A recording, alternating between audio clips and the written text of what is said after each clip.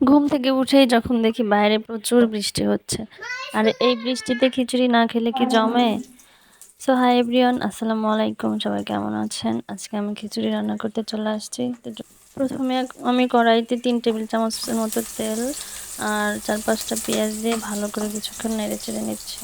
পেঁয়াজটা একটু লাল হয়ে আসলে এর মধ্যে আমি দিয়ে দিব 4-5টা এলাচ, দারচিনি আর 2টা বড় এলাচ আর 4-5টা তেজপাতা দিয়ে ভালো করে কিছুক্ষণ ভেজে নেব। আমার তো একটু বৃষ্টি হলেই খিচুড়ি খেতে ইচ্ছে করে, মনে হয় প্রতিদিনই খিচুড়ি খাই। আমি এতটা খিচুড়ি পছন্দ করি। বাবুর বাবাও খেতে পছন্দ করে, আর সেটা যদি হয় গরুর ভুঁড়ি দিয়ে তাহলে তো কোনো কথা নেই। তারপর আমি সব মশলাটা কষিয়ে নেওয়ার জন্য একটু পানি দিয়েছি। তারপরে আদা বাটা, রসুন বাটা, জিরা বাটা 2 টেবিল চামচ করে দিয়েছি। পরিমাণ মতো লবণ আর 1 টেবিল চামচ হলুদের গুঁড়া, 2 টেবিল চামচ মরিচের গুঁড়া, তারপর সজের গুঁড়া দিয়ে কিছুক্ষণ মশলাটা ভালোভাবে নেড়েচেড়ে কষিয়ে নেব। মশলা থেকে তেল উঠে আসলে আমি দিয়ে দেবো এর মধ্যে এই ভুঁড়িগুলো আমি আগে থেকেই লবণ হলুদ দিয়ে সিদ্ধ করে ফ্রিজে রেখে দিয়েছিলাম, আর ওগুলো আমি আজকে ব্যবহার করব।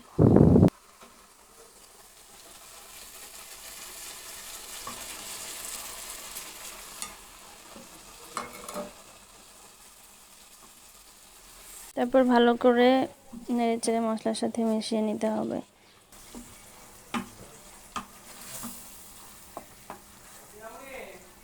এইভাবে কিছুক্ষণ নাড়াচাড়া হয়ে গেলে আমি ভুঁড়িটা কষিয়ে নেব। ভালোভাবে কষিয়ে নিয়ে উপরে তেল উঠে আসলে আমি আগে থেকে চাল ডাল ধুয়ে রাখা এগুলো দিয়ে দেব।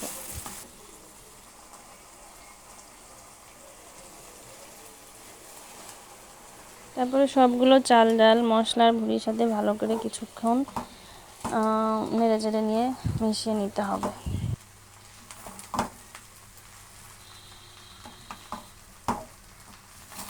আমি চালটাও অনেকক্ষণ ভালো করে ভেজে নিয়েছি যাতে খিচুড়িটা অনেক বেশি টেস্টি লাগবে।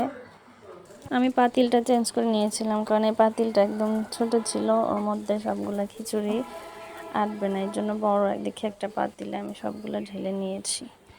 এরপর আমি পরিমাণ মতো পানি দিয়ে দিয়েছি। যেহেতু আমি চাল নিয়েছি 2 পট, মানে হাফ কেজি, আর 4 কাপের মতো আমি পানি অ্যাড করেছি, যেহেতু আমি খিচুড়িটা আজকে একটু নরম নরম করব। খিচুড়ির কালারটা যা হয়েছে, মনে হচ্ছে খিচুড়িটা খেতে অনেক বেশি মজা হবে। তো এরপর আমি দিয়ে দিয়েছি আগে থেকেই আমার বাসায় ছোলার ডাল রান্না করেছিল রাতে, ওটাই আমি অ্যাড করে দিয়েছি। তাতে করে আমার খাবারটাও নষ্ট হলো না আর খিচুড়ির স্বাদটাও বেড়ে গেল।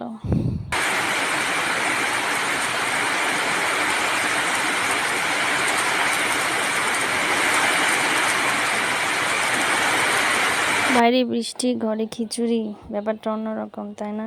আমার খিচুড়ি রান্নাটা প্রায় শেষ। কিছুক্ষণ চুলা বন্ধ করে দমে রাখবো, তারপর গরম গরম পরিবেশন করুন। আজকের মতো এখানেই শেষ। আল্লাহ হাফেজ।